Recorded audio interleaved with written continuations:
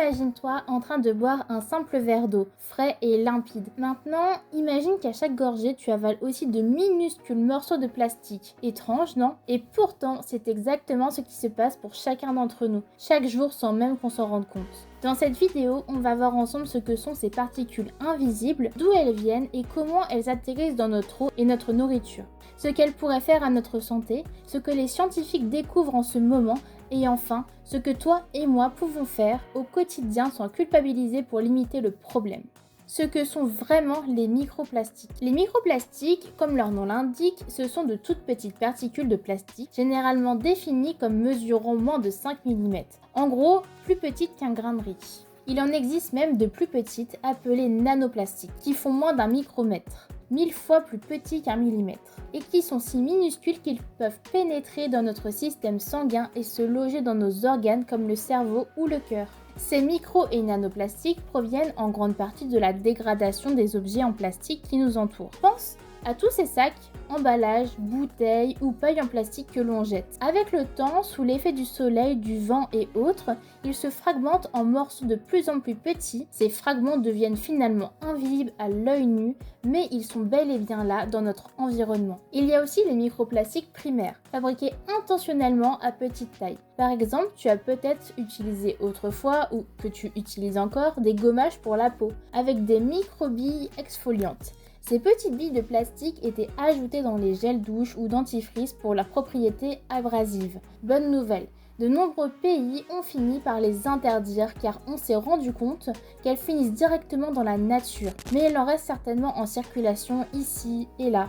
De même, l'industrie utilise des granulés de plastique, les pelés, qui peuvent s'échapper pendant le transport ou la fabrication et se retrouver dans l'océan. Cependant, la majorité des microplastiques dans notre quotidien provient de nos objets du quotidien qui s'usent. Un exemple frappant, c'est les pneus de voiture. Et oui, nos pneus sont en partie faits de caoutchouc synthétique, un polymère, donc un plastique. En roulant, en freinant, ils laissent des petites poussières de gomme sur la route. Ces poussières emportées par la pluie finissent dans les rivières et la mer. On estime aujourd'hui que l'usure des pneus est l'une des sources principales de microplastiques dans l'environnement. Une étude en Californie a même montré que dans la baie de San Francisco, les débris de pneus étaient la source numéro 1 de pollution microplastique, représentant 300 fois plus de particules que les fibres synthétiques des vêtements. Autre source majeure, nos vêtements en fibres synthétiques, polaire, polyester, nylon, acrylique, etc.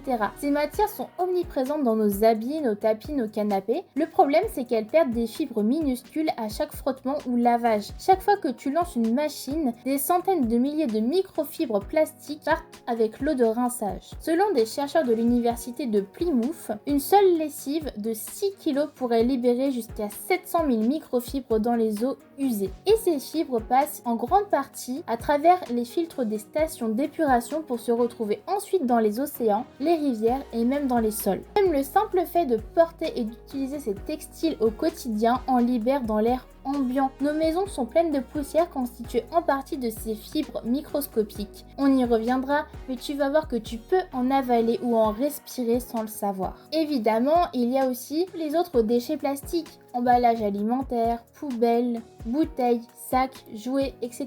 qui, en se dégradant, fournissent une sorte de soupe de microplastiques dans l'environnement. Au fil du temps, ces particules se dispersent partout sur la planète. Les scientifiques en ont même trouvé partout, du fond de la fosse des Mariannes jusqu'au sommet du mont Everest. Autant dire que, où que l'on regarde, il y en a. Comme le résume une chercheuse britannique, où que nous regardions, ils seront là. Un constat un peu accablant.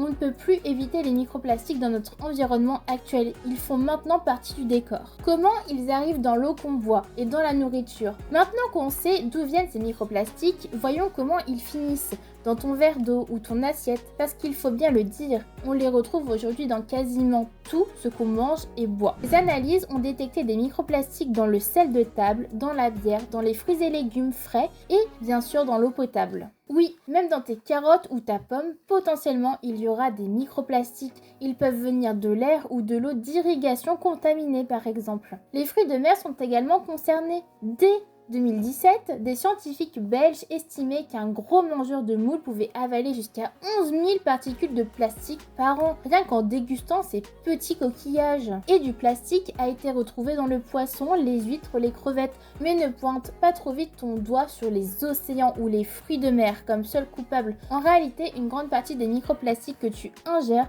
pourrait venir de ta propre maison. Des chercheurs britanniques ont comparé l'exposition au plastique en mangeant des moules vs en respirant l'air d'une maison pendant le repas. Le verdict, lors d'un repas de moules, on avale plus de microplastiques via l'air ambiant, poussière, fibres invisibles, etc. provenant de nos vêtements, tapis, maisons, canapés. Cela signifie que simplement en respirant dans un endroit fermé, on peut absorber des microfibres synthétiques rejetées par notre environnement domestique. On en avale sans cesse, même en buvant notre café dans le salon. Et l'eau potable dans tout ça? Qu'elles viennent du robinet ou de la bouteille, aucune n'est épargnée. Des études à l'échelle mondiale ont révélé que la majorité des eaux du robinet contiennent des microplastiques. Une enquête menée dans plusieurs pays a trouvé des fibres plastiques dans 83% des échantillons d'eau du robinet, analysés sur tous les continents. Et du côté de l'eau en bouteille, ce n'est pas mieux. Parfois, c'est même pire. En 2018, une étude internationale très médiatisée avait déjà montré que la plupart des grandes marques d'eau en bouteille contenaient des microplastiques. Plus récemment, en 2024, des chercheurs ont affiné les mesures en utilisant de nouvelles techniques pour compter les particules ultra fines. Les résultats font un peu froid dans le dos. Ils ont découvert en moyenne 240 000 fragments de plastique par litre d'eau embouteillée, en comptant principalement des nanoplastiques, si petits qu'on ne le détecterait pas avant. C'est jusqu'à 100 fois plus que ce qu'on estimait auparavant. Le type de plastique le plus souvent détecté dans ces bouteilles était du nylon, probablement issu des filtres utilisés dans l'usine pour traiter l'eau. Face à ces chiffres, l'un des scientifiques a suggéré que si les gens s'inquiètent des nanoplastiques dans l'eau en bouteille, il est raisonnable de se tourner vers des alternatives comme l'eau du robinet. Est-ce que l'eau du robinet est plus sûre? C'est difficile à dire de façon absolue. Elle aussi contient des microplastiques, surtout si sa source, rivière ou lac, est polluée en amont. Mais dans bien des cas, elle pourrait en contenir moins. L'étude de 2024 espère d'ailleurs analyser l'eau du robinet avec la même méthode et pense qu'elle pourrait contenir moins de particules que l'eau en bouteille plastique.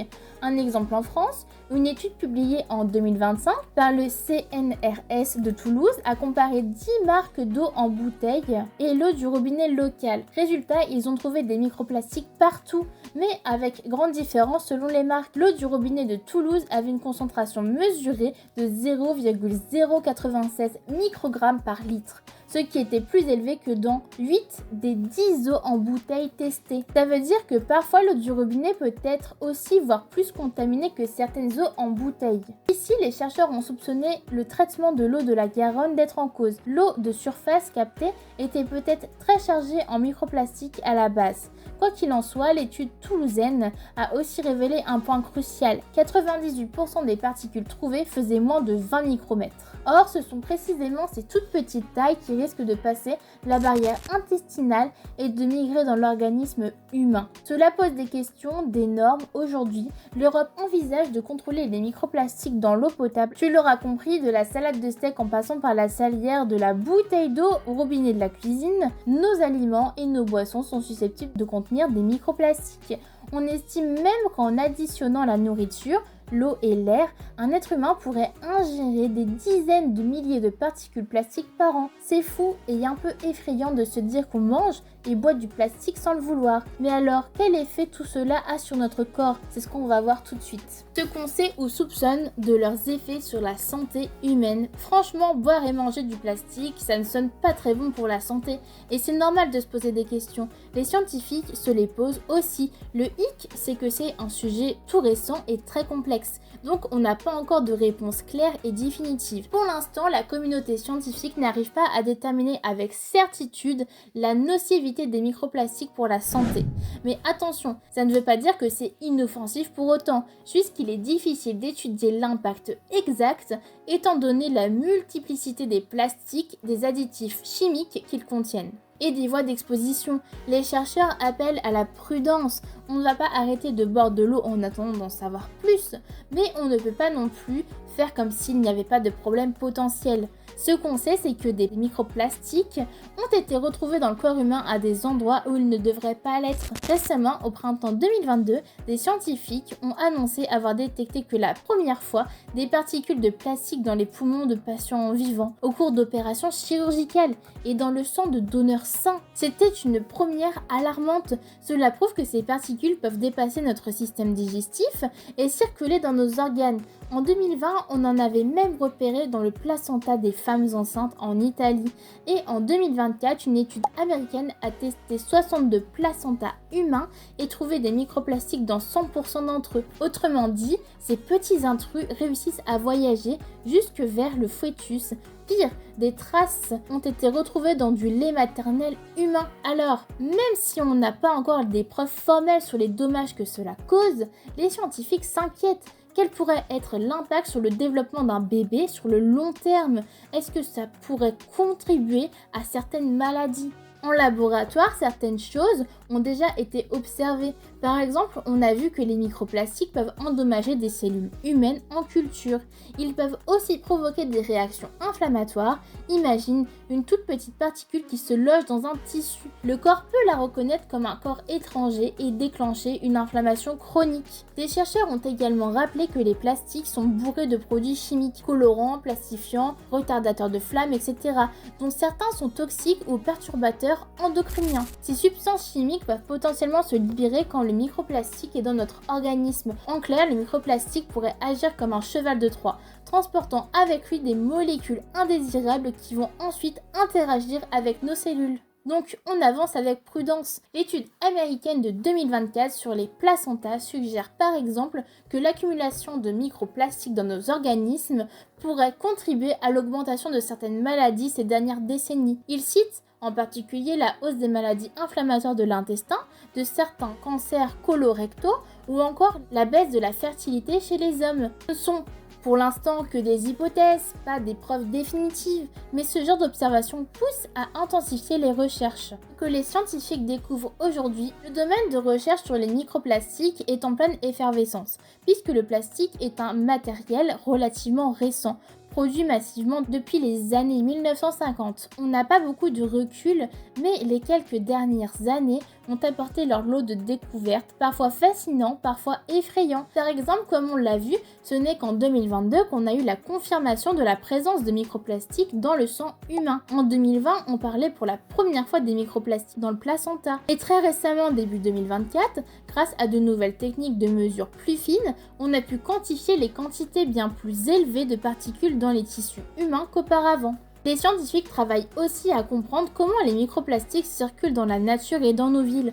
On a découvert que les microplastiques sont emportés par le vent et peuvent retomber très loin de leur source. Un peu comme des poussières de pollution classiques, ils tombent du ciel avec la pluie. Une étude a montré qu'aux États-Unis, plus de 1000 tonnes de plastique sont déposées chaque année sur les écosystèmes de l'Ouest américain via l'air. On s'est même aperçu que la plupart des particules en suspension dans l'air de nos maisons ne sont pas des microplastiques. Il y en a, mais beaucoup de poussière naturelle aussi. Bref, ils sont en train de cartographier tout ce cycle du plastique dans l'environnement.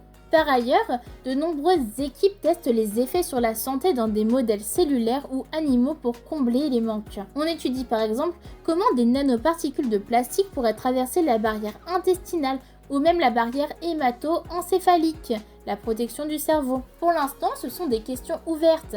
Une équipe en France a récemment montré que des nanoparticules de polystyrène pourraient être toxiques pour des cellules humaines, entraînant du stress cellulaire et la mort de certaines cellules. D'autres cherchent à voir si les microplastiques pourraient interagir avec le microbiote intestinal ou s'ils pourraient transporter des bactéries pathogènes ou des virus. On explore aussi l'hypothèse qu'ils agissent comme vecteurs de perturbateurs endocriniens. Par exemple, si du bisphénol A ou des phtalates sur un microplastique se retrouve dans le corps, est-ce que cela pourrait contribuer à des problèmes comme les troubles de la reproduction et des anomalies de développement? Ce sont des pistes de recherche actuelles. En somme, la science progresse vite pour rattraper ce retard. Chaque mois ou presque, une nouvelle étude sort pour éclairer un pan du problème. Et plus on fouille, plus on réalise que les microplastiques sont un enjeu tentaculaire qui touche à l'environnement, à notre mode de vie moderne et possiblement à notre santé.